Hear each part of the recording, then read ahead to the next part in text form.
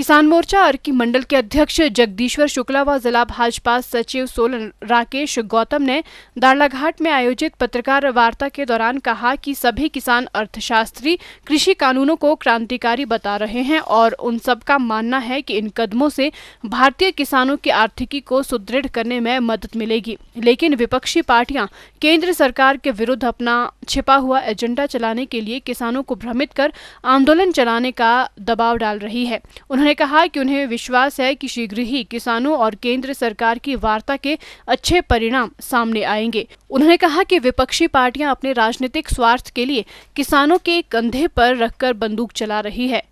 उन्होंने कहा कि आज़ादी के बाद अनेक दशकों तक किसान और श्रमिक के नाम पर खूब नारे लगे, बड़े बड़े घोषणा पत्र लिखे गए, लेकिन समय की कसौटी ने सिद्ध कर दिया है कि वो सारी बातें कितनी खोखली थी।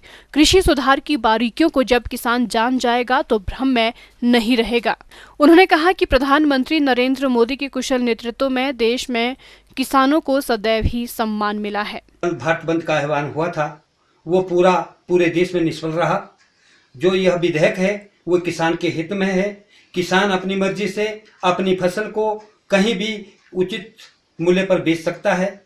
जो किसान संबंधी बागवान संबंधी योजनाएं भारतवर्ष के प्रधानमंत्री नरेंद्र भाई मोदी ने रखी हैं वो किसानों के हित की है।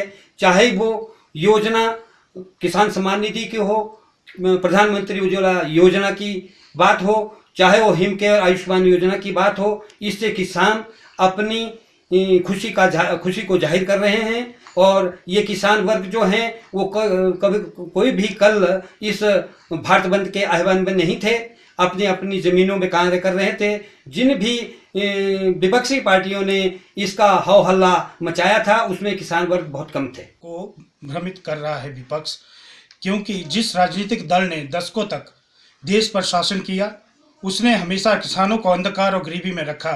उन्हें ये बदलाव अच्छा नहीं लग रहा है और वे सड़क से लेकर संसद तक इसका विरोध कर रहे हैं। जबकि आदरणीय नरेंद्र मोदी जी की सोच जो है वो किसानों को लाभ देने की है।